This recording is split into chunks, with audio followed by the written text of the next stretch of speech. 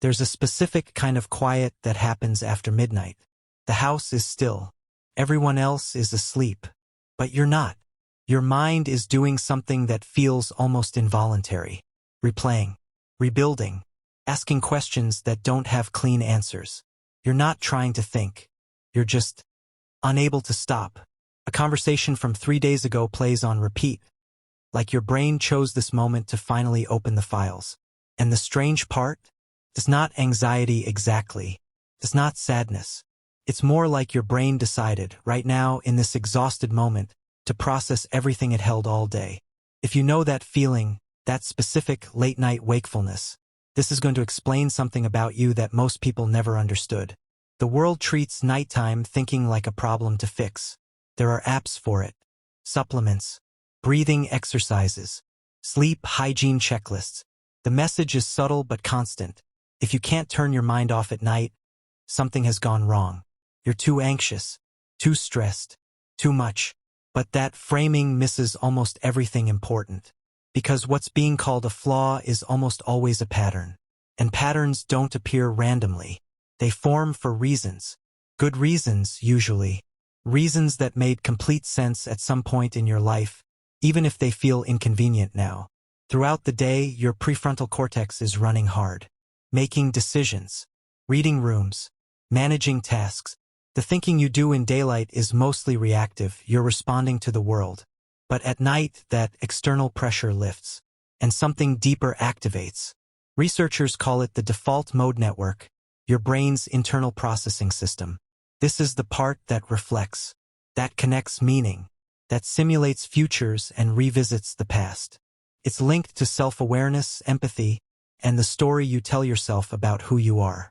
For some people, this network quiets easily at bedtime. For others, those with deeper introspection, stronger emotional memory, it doesn't just activate. It accelerates. The stillness doesn't calm those minds. It frees them. And this is where your past comes in. Because the brains that run loudest at night are often the ones that learned, early, that daytime wasn't always safe for full feeling.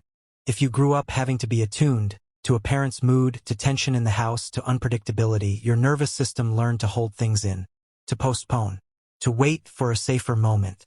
And nighttime, in many homes, was the first real silence. The first moment the performance of coping could finally pause. So the mind learned, this is when we process.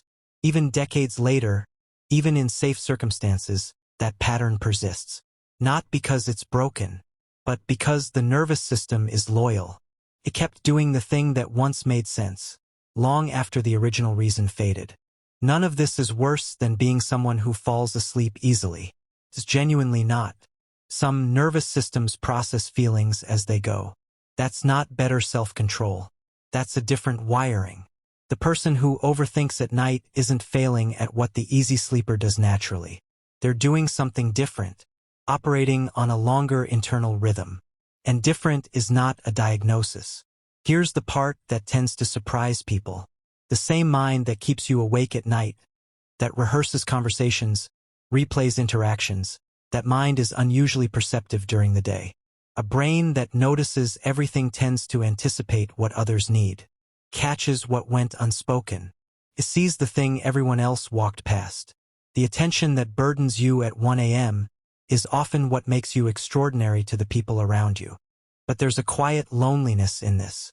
Not because the thinking is painful in itself, but because it happens in a time that culture has decided should be silent.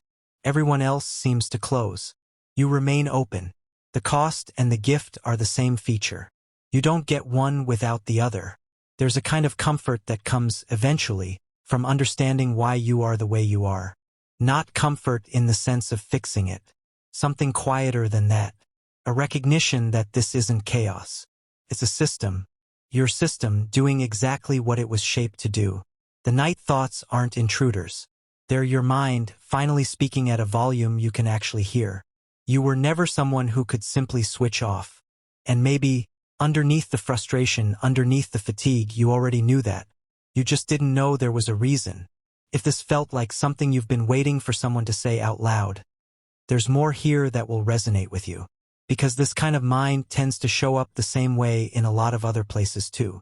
And those patterns are worth understanding.